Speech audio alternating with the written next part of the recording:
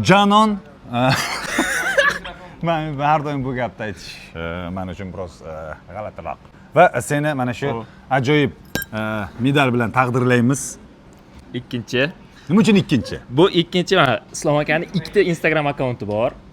Katta profili 300 mingga yaqinlashib qoldi. Ikkinchi profili menda deyarli 100 mingtaga yaqinlashib qoldik. 30 mingta qoldi.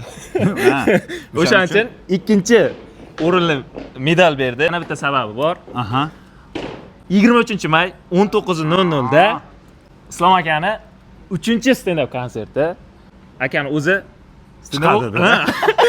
akani o'zi chiqadi. Senga tashrifnoma. Tashrifnoma. Aka, men to'g'risini aytaman, 10 yil oldin yomon siqilganman. Nimaga? Islom Karimovdi. Ha.